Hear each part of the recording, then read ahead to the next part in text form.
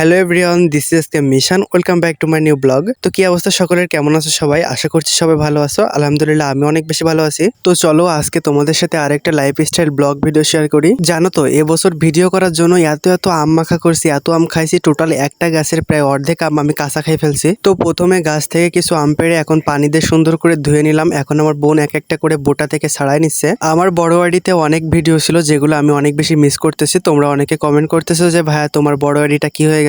আসলে সামান্য একটা ইস্যু আসছে, সামান্য একটা সমস্যার কারণে আমি ওই আইডিতে টোটালি ভিডিও দিচ্ছি না। যদি কখনো সমস্যাটা সমাধান করতে পারি তাহলে অবশ্যই ওই আইডিতে আবারও ভিডিও দিব। তো এই তো এক একটা করে আমগুলো এখন সুন্দর করে ছিলে নিয়ে আসছে।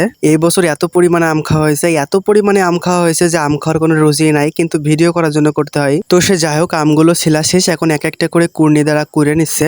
বোন কাজ করতেছে আর আমি দাঁড়ায় দাঁড়ায় দেখতেছি, ভিডিও করতেছি। আমার তো কাজ এটাই, তাই না? আম মাখা আমরা দুই ধরনের করি, একটা হচ্ছে চিনি দিয়ে গুড় দিয়ে আর অল্প পরিমাণে ঝাল দিয়ে করি, আর একটা হচ্ছে সরিষা বাটা কাঁচামরিচ বাটা দিয়ে করি।